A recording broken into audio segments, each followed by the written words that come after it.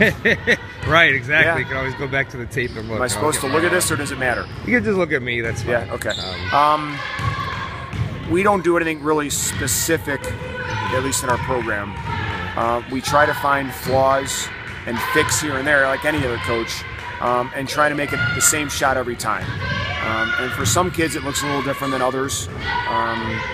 But we, every coach shoots free throws every day. We're not reinventing the wheel here. Lauren is exceptional at free throw shooting. We've had a couple good players. Our free throw percentage the last several years has been pretty high, mostly because our best free throw shooters have been taking most of our free throws. Lauren's a very aggressive player, and she gets to the line. And then when she does, she makes them. So it's been real fortunate for us. In practice, we try to put them in pressure situations where they're not shooting a lot of free throws, but the ones they are taking count. Get them off the line, get them back on the line. If they have volume, it's not like they're taking 50. They might be taking a whole lot, but it's 2 at a time, 3 at a time, 4 at a time, 5 at a time, and misses matter. If you had to nail down 1 or 2 key qualities to being a successful free throw shooter, what would you say those are? I would say consistent form.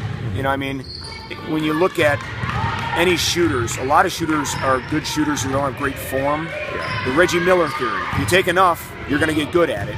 And so volume's big, but having the same shot every time, a consistent shot, and then a real short memory, a next play, next shot, turn the page kind of attitude. And I think that's big, because a missed free throw can be contagious, just like a made one can. Yeah. How has Lauren improved? Was she a senior this year? Senior, yeah.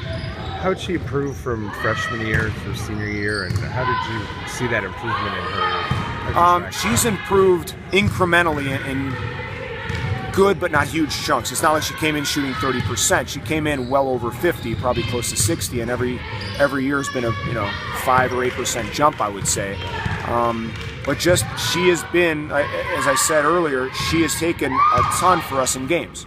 And the more you take, the better you get. And the more of those pressure situations you put in, the more she does well. And really, this is a pretty special kid in those cases. She rises to occasions, unlike a lot of kids I've ever seen, our school or not. She saves her best games for the best games. Are you surprised that, given the fact that it's a 15-foot unguarded shot, and it always has been for several decades, that the percentages have stayed the same, but they haven't gotten better over the years?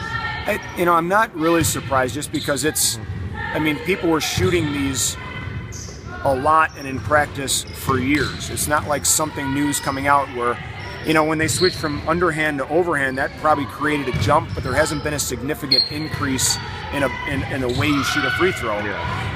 So, kids shoot more now, but they also practice different types of games, the dribble drive and all those kind of things, and practicing shooting threes and taking the basket is a lot more glamorous than sitting there and shooting a bunch of free throws until you get it down. For sure.